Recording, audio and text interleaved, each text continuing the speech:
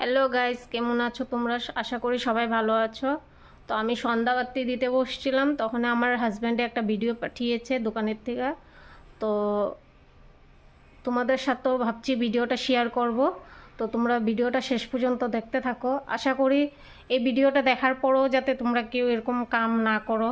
তো এই জিনিসটা বর্তমান আমি সন্ধ্যাবাতি দিতে বসছিলাম, এই জিনিসটা যাতে কেউ ইউজ না করো। তো বেশিরভাগ ছেলে মানুষের পকেটে থাকে জিনিসটা।